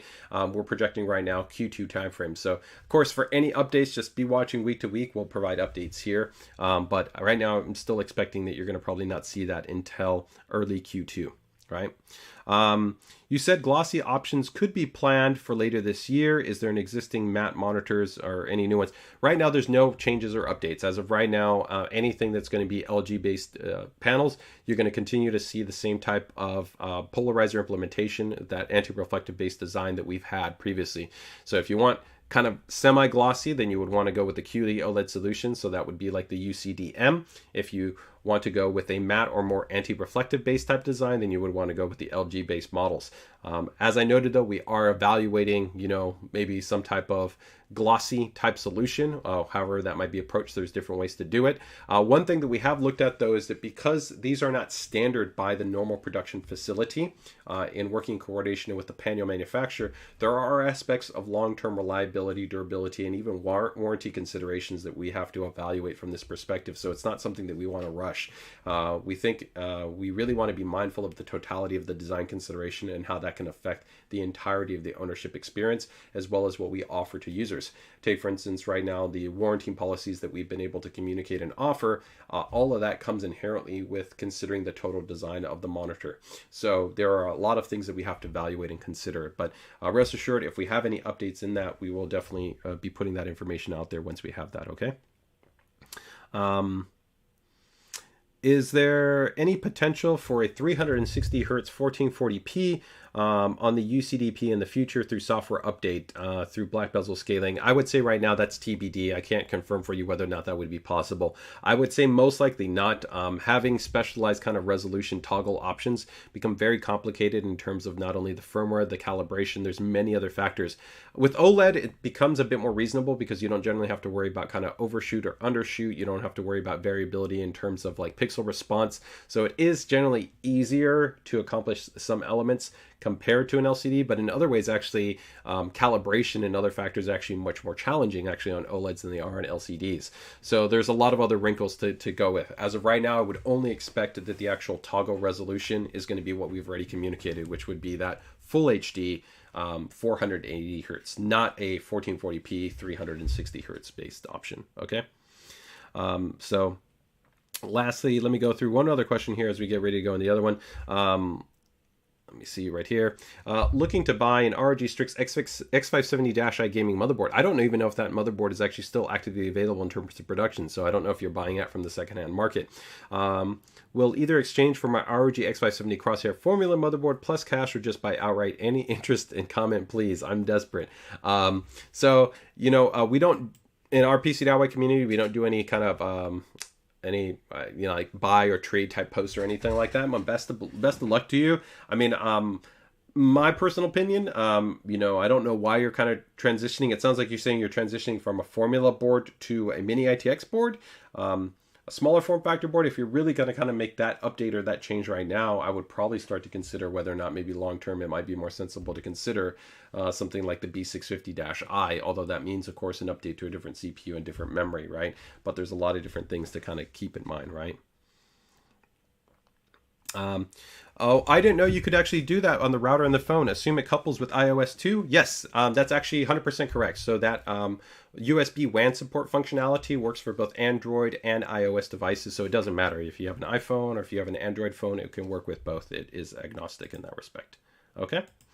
All right. So let's go ahead and just continue on to a couple of other promos that we've got going on here. We'll get ready to go into our builder spotlight. So let me go ahead and bring this up here. Okay.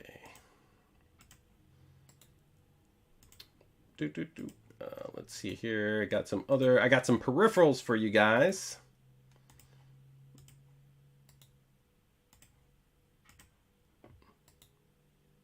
Okay, so let's bang through these guys right here. All right.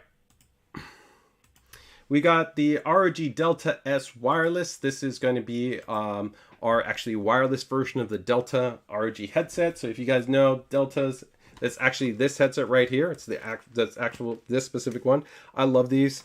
They're very lightweight. They're very comfortable. They actually come with swappable ear cups, which is great because if you want to be able to go ahead and remove them, you can replace them. They also have a kind of a more isolated, breathable kind of membrane, and then they have one that's a little bit more isolated, which helps to add a little bit kind of more warmth in there as well.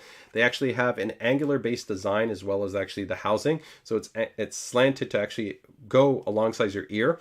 Some actually driver designs are flat, which actually doesn't really work well because the way your ear actually angles outwards, it can sometimes protrude against. So actually, this is actually more ergonomic.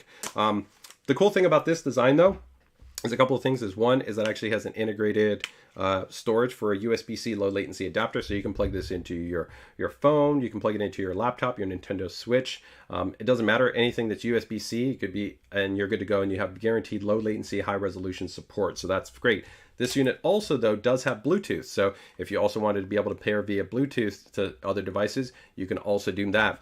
You'll also notice that this unit does not actually have a boom mic, and that's because it has beam-forming microphones in there. So the cool thing about this is that when you do use this headphone, as opposed to a traditional kind of boom mic design where you have to kind of angle it, make sure that it's kind of tuned right. Doesn't matter where you're going to move your head, it's always going to actually pick up your voice very consistently. I would say it kind of reduces a little bit of the bass experience compared to a boom, which might give you a little bit more bass extension, but the clarity and consistency is solid in that respect. I'm a big fan of this model. I think it works really well. Again, normally $200, right now it's 40 bucks off, so 160 bucks for this guy. Those microphones also support AI noise canceling, so that means that if you got dogs barking, HVAC, other stuff going on, you can toggle that on, you're going to be good to go. You can also fully customize this in the Armory Crate software for things like EQ and sound adjustment and things along those lines. So that is going to be the ROG Delta S. We've got the ROG Strix Scope 296. This is great keyboard that we've got. It's actually one of our recent models, $180 down to 150 bucks. This is using the brand new ROG snow or storm switches. So these are really, really nice factory lubricated base switches, improved stabilizers, really nice feel, sound dampening foam, tri-mode connectivity. It's got Bluetooth, it's got 2.4, it's got USB-C, multi-level profiles on there, 5 profiles, hardware level lighting control. You can hit function key, arrow keys, adjust your lighting on this guy. Nice included a detachable wrist rest and that nice compact design. So normally I'm a big fan, of course, of the better ergonomics that you have for a TKL type keyboard, so like a 75% or 65%. This is much more compressed than a standard full-size keyboard, so it's a bit more comfortable, especially because you don't have to stress what's called your labrum right here. So I'm a big fan of that if you still want to rock your numpad. Plus you got that nice volume button on there, and it is also a hot swap PCB. So if you still want to swap out your switches, you can do that. I personally like the snow switches more than the storm switches because I'm team linears. I'm all about quiet switches. The storm switches give you that nice click totality without being obnoxious. And again, they're factory lube, so they're really nice and smooth. So that'd be my recommendation. But hashtag, let me know, are you about those silent switches? JJ likes to mod his keyboards to go with mute switches because I want the quietest switches possible. So that's my preference. But what's your preference? Are you linears? Are you tactile? Are you clicky? What do you like? Right. We've got the ROG Moonstone. This is actually a recent unit that we also launched too. This is our glass gaming mousepad, tempered borosilicate glass. It's absolutely like just ultra smooth. If you want really, really smooth, outstanding tracking experience, this is going to be the mouse pad for you. It's an XL base size. It comes in white and it comes in black. It's normally $100. It's also $20 off right now. It has a really, really nice, actually, rubber base that keeps it really nice and stable. And I absolutely love it. It also is going to be the easiest thing to clean. It's pretty much like the same of like hard plastic, where you don't have to worry about any spill, dust, debris, dander, stuff like that. Just wipe it, bam, you're good to go. And it's fantastic. So that is going to be the Moonstone. Fantastic update. And again, we have it in white and we have it in black. Gladius 3, one of my absolute favorite mice. You guys know this is the Aimpoint model, so our flagship model. If you're on the symmetrical, on the symmetrical side, not necessarily going to be for you. If you're on the ergo side, great choice for you. Ultra high performance, 36,000 DPI sensor, 79 grams, so it is a lightweight based mouse. It's tri-mode, so Bluetooth, USB-C, and 2.4. This unit, I'm also giving you inside tip ahead of the curve. We haven't actually released this information as of yet, but this unit will also support the polling rate booster. So it will be actually getting a performance boost through the polling rate booster when it comes out in April. I also love that this model does have the push fit socket design, guys. So what does the push fit socket design mean? Is that if you want to be able to go ahead and replace the switches in here from the ROG micro switches that come included with this one, you can actually swap them out. So you can go with a crisper switch, a lighter switch, a softer switch, a louder switch. You can customize it. There's switches from Huano, from TTC, from Kale, from Cherry, tons of different switches. You can go ahead and swap them out. And this unit does also support optical switches because it's the push fit socket design. So literally just take off the little rubber pads, 2 screws, bam, pop off the shelf, bam, you can go ahead and swap your switches. So really, really great function and feature that is pretty much exclusive to ASUS. ROG ASOS keyboard. This is one of my favorite keyboards in our stack. It's of course kind of like our flagship model. This is a premium. It's a gasket mount. It has multiple layers of sound dampening foam, tri-mode connectivity, supports PC and Mac. It has a little OLED screen here which can show you like stats, animations, system performance tuning in there. It normally comes with our ROG NX switches, which were our factory lubed and bin switches, and then we switched to our newer ROG NX Snow or Storm switches. The one that's on sale right now is going to be the NX based switches, so not the new Snow switches. So do keep that in mind, okay? But still a fantastic keyboard for the price. This is a killer model. The fit, finish, and performance is outstanding. And again, unlike, it's kind of an interesting model because it's like a hybrid model. In the respect that there are kind of very premium keyboards on the market, but they don't have the attention to detail when it comes to low latency tuning for their RF chipset implementation.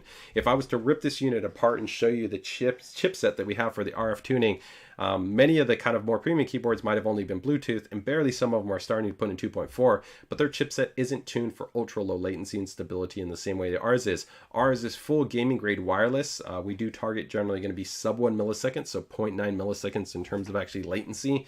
And that comes through specialized tuning in terms of the actual chipset implementation and even the housing material, which is a factor. If you do pick this model, keep in mind that when you click the buy now option, you'll have the choice to pick the switches. So you can see right here, 50 bucks off, right? You can go with the black model or you can go with the white model. The white model is not on promo, so keep that in mind. It's the black model. You can see the blue switch, 50 bucks off. The red switch is 50 bucks off. These are our ROG NX Reds. I really like these. These are nice switches. You could do a little bit more lube, and one cool thing with the ASOS is it actually comes with the whole kit. It comes with brushes. It comes with a keycap puller. It comes with a switch opener. It comes with an actual lubing tray station. It comes with Krytox 205. It's all inside the box. Really sweet. 50 bucks off. And the brown switch is 20 bucks off. So blue, 50, red, 50, brown, 20, snow, not on sale, white, not on sale. All right, guys, but killer price, I think, for the ROG ASOS. Check it out. The ROG Harp also going to be on sale. This guy is normally 150 bucks. 130 bucks. This is kind of like our flagship symmetrical gaming mouse, 54 grams. Will support the polling rate booster, so 4K or 8K polling rate support.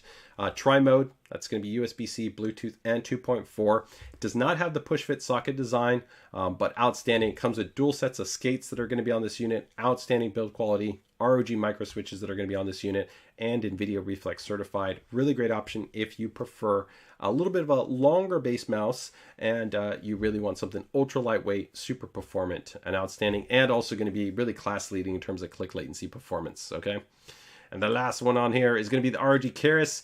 This, I think, is an absolute steal at this price point.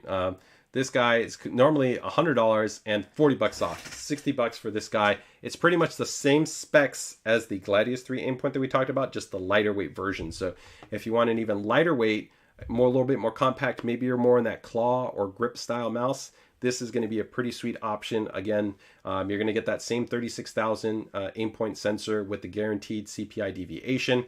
The ROG micro switches, tri-mode connectivity on this unit. It is going to be lighter weight than the Gladius 3.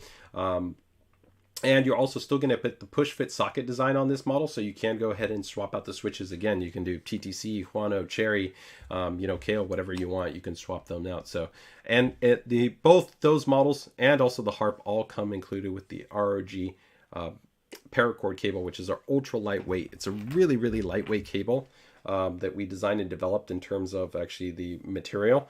It was really nice in terms of actually it's kind of minimal drag performance. It's really smooth. So that is going to be pretty much our promotions. I'm going to get ready to go into our PC DIY Builder Spotlight. Let me just make sure I didn't have any other promos, but I want to check if we got any other quick questions from anybody. So let me go ahead and check that out here and see there.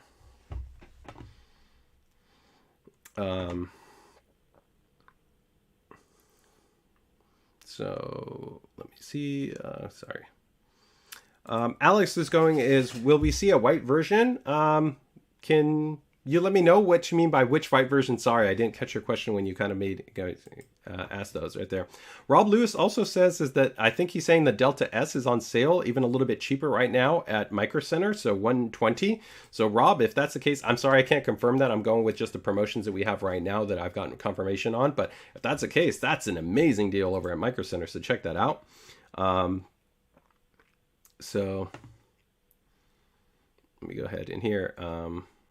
So Jack goes, I just picked up the ROG ASUS with brown switches. This is literally the nicest keyboard I have ever owned. Perfect. Oh man, Jack, man, thanks for being Team ROG and Team ASUS. It is. It's a fantastic keyboard. I love all the accessories that come included with it. And yeah, and those ROG NX switches, they're really nice. Like I said, factory tuned to 5 gram force deviation for really nice consistent feel. And those brown versions, if you like essentially, you know, your tactile, that's a really solid choice. So totally get where you're going there. Facebook user goes, quiet switches, please. So they're definitely on my side of the fence as well. Hey, Mr. Matt Lee, man, you take care. Take it easy. Enjoy the rest of your day, man. You have a fantastic weekend. Michael goes, fiber switch to Keras mouse. I'm not sure what you mean by fiber switch. It's the same as the... this is the Keras actually right here. So it's going to be the same like the Gladius. Both of them are going to allow you to go ahead and swap out the switches. So they both have the push fit socket 2 design. So if you want to be able to go ahead and swap out the switches, whether you want to go with a mechanical switch or you want to go with an optical switch, you can do that on either model. Okay, so it'll be the same. Yeah, lights. If you mean light switch as an optical, it can support an optical switch. The switch that comes by default though is the ROG micro switch, which is a gold-plated, 70 million rated, specially tuned, gram force deviated, measured mechanical micro switch. Okay, all right. Okay, so that's going to cover us there. Oh, sorry. I did actually have a couple of displays, so let me just quickly touch on these displays, and we're going to get into our PCDIY Builder Spotlight, guys. So let me just go ahead and touch on these really quick. Only got a couple of displays here. All right, so what do we got for the first one? Oh, this one's pretty sweet. This is going to be under our ProArt lineup, guys. So this is going to be normally $630.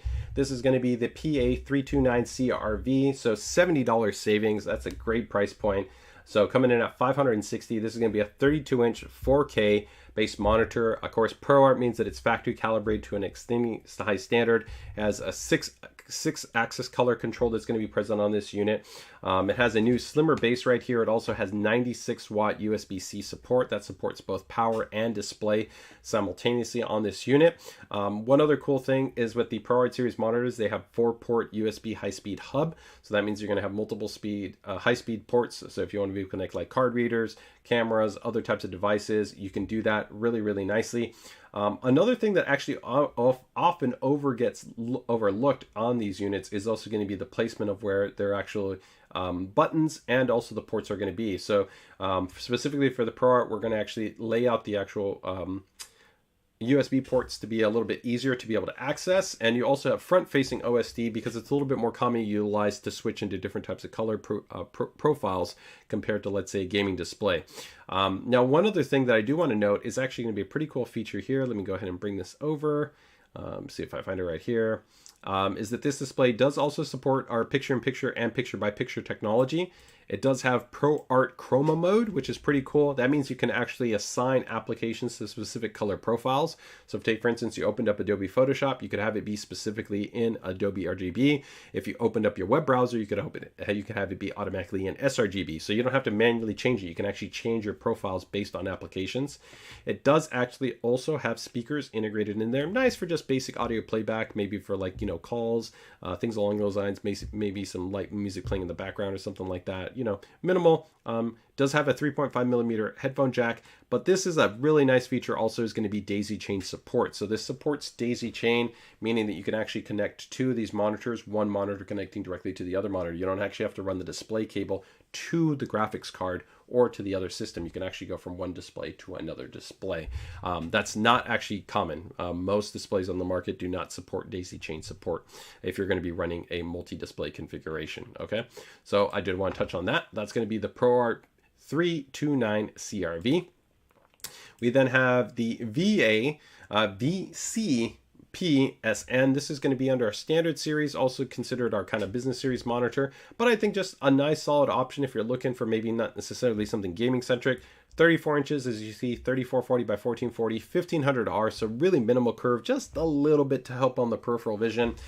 65 watt USB-C support with both power delivery and display. RJ45 watt port built in there, so if you connect something like a laptop, you could actually plug the Ethernet in there and then pass that over to the system as well. A USB hub is also built in there, so a nice option right here, coming in from $440 down to $400, so $40 saving on this display as well. This is also going to be a VA based panel, so you get a bit better contrast, a little bit better black reproduction, and this model also comes included with speakers as well. Okay, so that is going to be the VA34 VCPSN. We've got this tough gaming display. This is going to be one of my favorite monitors right now for bang for the buck. This is normally $250. This monitor already at $250 is an absolute steal for the price. At $200, it's absolutely awesome. All right, this is just 27 inches, 1440p. 180 hertz, a fast IPS panel, not the older generation, just standard IPS, but a fast IPS. So that means it has lower pixel response time. It has eLNB sync, so if you guys want to be able to enhance motion clarity, you can do that at the expense of some brightness. You do have backlight strobing support. That 1 millisecond gray to gray, that's peak. Of course, your overall average is going to be higher. It also supports G-Sync certification, so it is G-Sync compatible, and has variable overdrive. Variable overdrive is very rare at this price point. That helps to ensure better consistency in terms of motion clarity performance across the refresh rate range, and 130% sRGB coverage for nice punchy colors.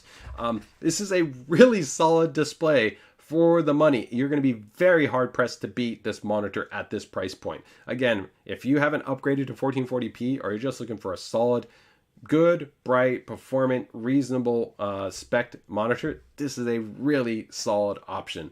So for me, this is kind of the steal of the show in terms of the price point. It was already super reasonable at $250, but $50 off, $200 again for this 27-inch 1440p 180 hertz G-Sync compatible variable overdrive 130% sRGB.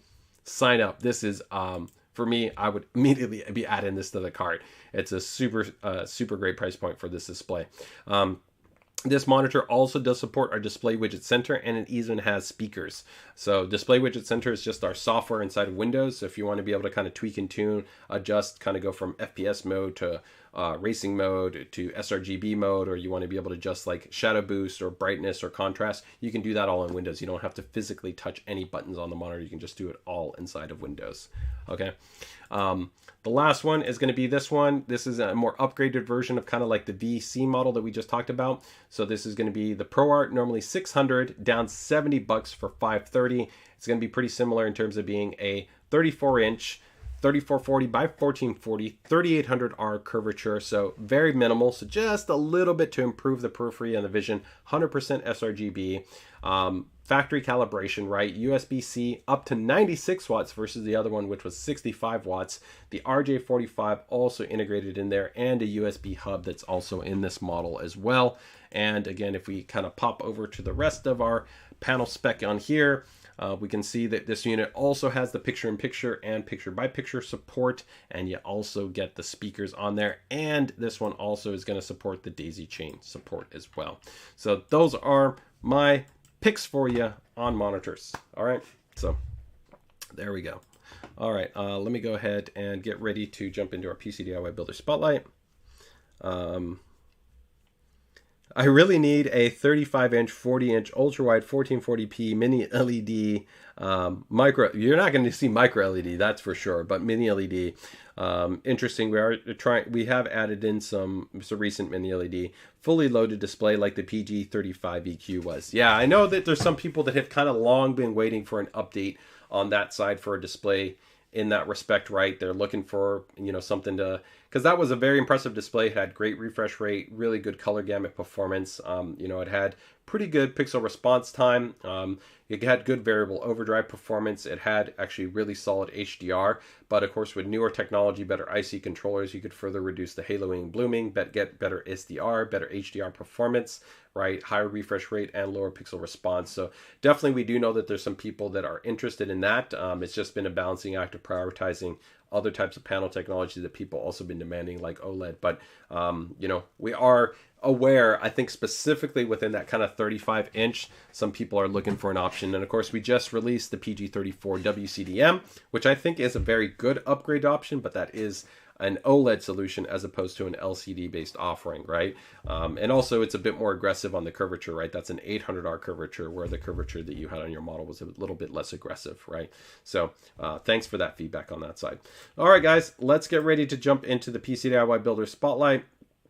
Let's see what we've got going on for here for today. Oh my goodness, I don't even know where to go. Where should we go? Let's go first with AK Mod. AK Mod, I think AK Mod. Let's go with AK Mod. AK Mod always brings it, does some amazing stuff here. So let's go to town here. So this is going to be from AK Mod, the ROG Ryujin 3 WD. That's his name for the build. Now, if you guys don't know AK Mod, he is absolutely one of the best builders and modders in the game. His attention to detail, his creativity is really up in a kind of rarefied kind of category. Really one of the absolute best that's out there.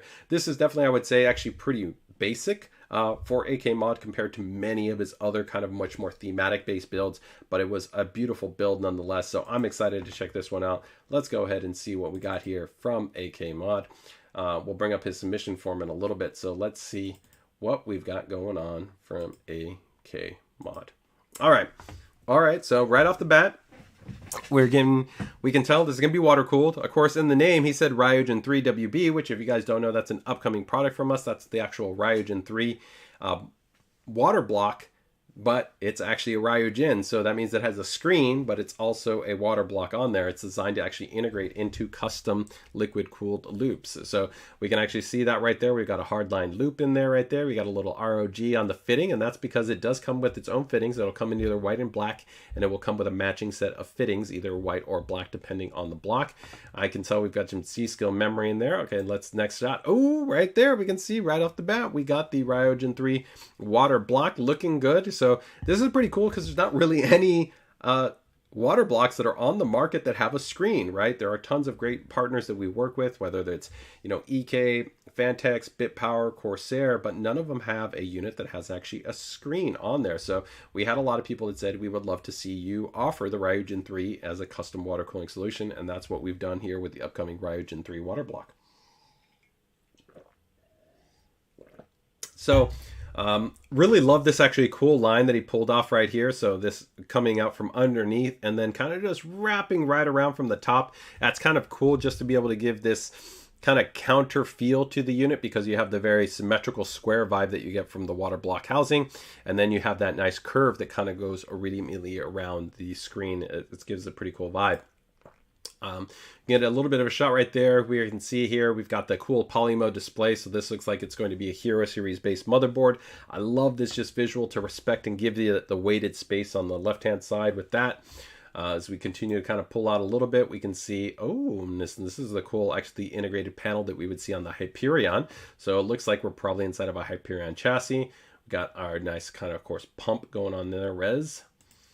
Oh, we've got a matrix. Did somebody say matrix? Who was asking about a matrix earlier? So this build is definitely going to be a premium build, right? Because we've got a 4090 matrix, the fastest, the best 4090 that was produced on the market, the ROG matrix. Absolutely stunning card. It looks so good both horizontally or vertically. It is a great looking graphics card. For those of you who didn't know, the Matrix was a custom designed card that we created, very limited production, that actually was the first graphics card in the world to ship with liquid metal for the actual thermal interface compound material. Had a custom specialized actually cold plate design with an ultra thick external 360-degree radiator that was attached to that to cool the unit. That also came included with these daisy chain magnetic fans. Pretty cool, this unit. There we can see also, of course, we got the nice ROG Ryujin fans right there. These I think are the daisy chain magnetic ones. Oh, and there we go. So that is the build, man. That is looking pretty sweet. So this we can see is in the Hyperion, and we can see right here we've got that matrix, we've got the Ryujin 3 water block, we've got the Hero board in there. It's just a mean looking build. It's got a little bit of those colors that are in there just to give it a little bit of kind of accenting in there, but it's also just kind of showing you off just, hey, I'm built for performance. I'm taking things really seriously. So it's a very, very, very cool build in terms of just the colors and the accents and the layout choices. A beautiful build by AK. So right there, we can of course see it shown off a little bit more. I'm wondering if he connected the RGB cable. I mean, he could have picked different coloring right here, but usually when you see the Thor in red, it's usually because the ARGB cable wasn't connected. So it might have been the case right there. But here we can see it's pretty much all ROG and water block, the Hyperion chassis, and then of course the Matrix card, and then the Hero based motherboard. So a stunning build. Very, very cool. Rob goes, those daisy chain magnetic fans, you guys need to sell those. Yeah, I know there's a lot of people that would love to see the daisy chain magnetic fans sold separately, but they are not sold separately. Let me go ahead and bring up a submission form, guys, here, and we're going to take a look and see what we've got going on here.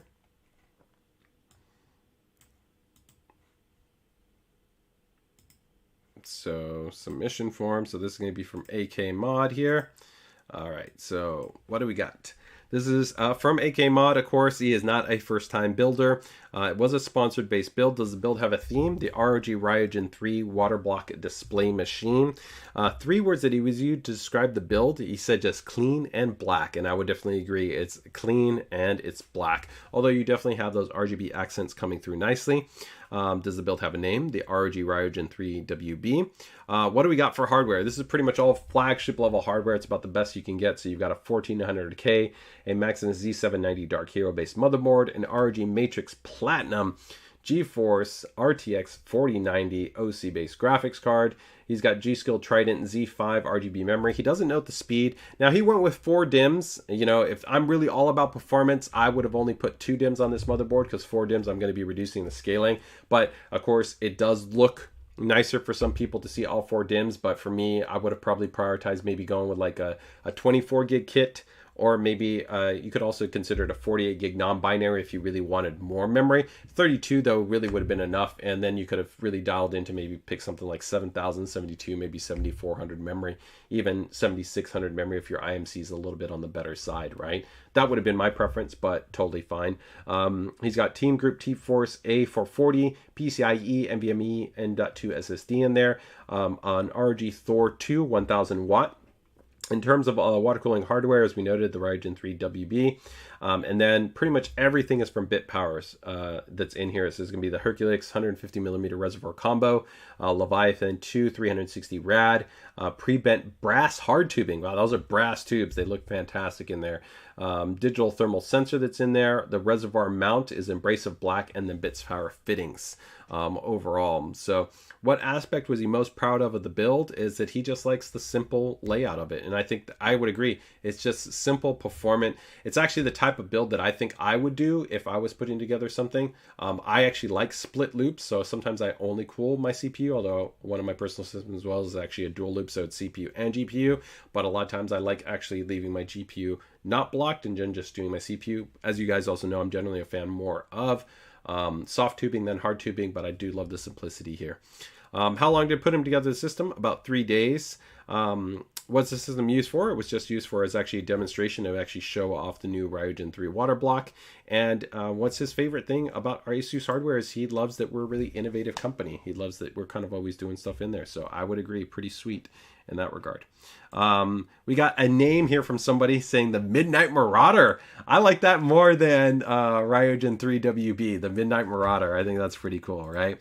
Rob goes, is put the Apex Encore, the debate I am with mine. Yeah, I mean, the Apex Encore is built for performance, and you could argue, right, for sure that the Apex Encore would even be a better choice if you're kind of just wanting to go purely about performance.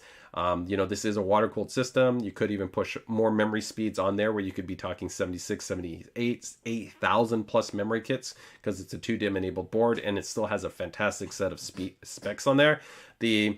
You know, the Hero is going to still give you some other cool stuff that's in there. You know, it's got that polymer lighting display. It's got, you know, USB 4 that's going to be on there. So there is some cool stuff. They're both fantastic boards. But yeah, that's the great debate, whether you would go with the Apex or you go with the Dark Hero, right? But all the way around, man, AK, you did it again. Fantastic build, right? So very nicely done. Let me go ahead and take care of that. Oh, give me 1 second here, guys.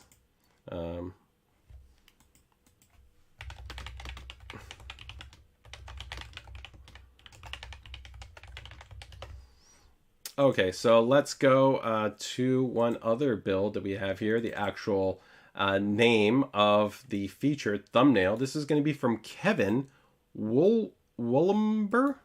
Hopefully I'm saying your last name. If I'm not, I apologize. The name of the system right here is going to be Red Rocket. All right, let's go ahead and take a look at Red Rocket here. Okay, so let me go ahead and there we go. Oh, okay. So let's go ahead and take a look at Kevin's system here, the Red Rocket. All right. Oh, this is going to be interesting. We got a little bit of a color play going on right here. So we can see what we got going on. So we can see we got a fractal north chassis in here. This is kind of cool. So you can see we've got black, we have white in there. I like sometimes seeing like kind of a color blocking type of effect. So it's cool that you didn't necessarily feel like you had to match everything up. Then as we jump on the inside, we've got a Dark Hero based motherboard. We've got, of course, also a water cooled system. So both for the CPU and for the GPU. Interesting here, he's also added in streamer cables. So he has streamer cables for both the motherboard and for the graphics card. A flow monitor in there. I'm always torn. Sometimes I like flow monitors. Sometimes I'm not a fan of them. Personally, I don't add them to my system. I think it depends. It's a kind of a preference thing for some people as far as whether they like them. I do like the choice here. I think actually to probably go with transparency.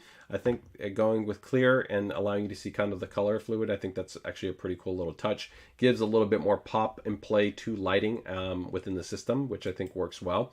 As we kind of pull out here, it's also pretty cool. You see here he's got Back to the Future DeLorean has also got the little keychain tag in there. He's got the Wi-Fi adapter in there. I'm liking this angle here as also you bring a little bit of red into the system. This is kind of cool. It's got an interesting vibe to it. And now we actually go in a little bit tighter. This is where I'm really liking actually the vibe of the system here. So he added in a Herculex. The Herculex just gives this a more compact, a more compressed kind of look because he's added something in underneath that. Now you don't need that GPU support at all because it's only a single slot card, but it definitely adds a cool accent and that's stylized in there, especially I think with the kind of the binary pattern finish. I think that's pretty sweet. And then from here, now this looks like a different build though, because we can see right here is the tubes different. So I can see this one build coming out from there.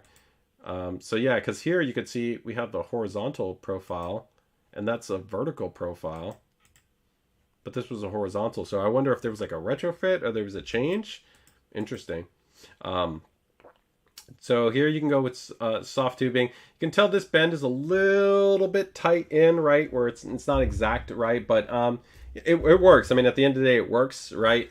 Plus, also, I think just the offsetting is a little bit tricky here, right? But the red and the black combo, I think also with the contrast that you have with some of the white and the silver, it all works really well to kind of just give you some gradation and some color play. It definitely has got a little bit of that kind of aggressive vibe to it, but performance-oriented vibe, which is nice. And then as we pull back right there, there's that final shot. That's really cool. It's a cool looking build. I really dig the color vibe that we have going on here. I think there might be a little bit of editing in terms of color saturation, but I like the color play. I like the black. I like the frosted tube approach. I like the red accenting that we see here. Even the inclusion of actually the Herculex is pretty cool. This the flow monitor down here. Then of course you're pumping your res down here. This is cool. It's compressed in. You're kind of working in a chassis that wasn't maybe 100% really designed for this, but I think it's got a really cool vibe. And actually looking at it from this angle, I'm not against this little bit of this weird kind of run here. It kind of gives it a little bit of an angled slope, which is kind of cool. It's a little bit distinct. Interesting vibe where you have this kind of crossing across the periphery, across the being parallel to the memory. But overall, it's got a cool vibe. I like the color scheme. It's good layout. But the only thing here would probably be swapping these cables. I think this cables could be a little bit cleaner, right? Maybe going to just a nice set of custom cables, or of course maybe just some cleaner extensions, or depending on the power supply, if it just came with nicer cables like our Tough Gaming or ROG Strix series would already come with a nicer set of cables. But at least you've got the nice cable wrap on there, so it's good. But you've put in a lot of money and effort into this, so this is just the one area it's just holding you back just a little bit, where I'd love to see that just cleaned up a little bit. But otherwise, man, you did a great job. It's a very, very cool build. I dig the vibes and the color. So let's go ahead and take a look here at your actual submission form.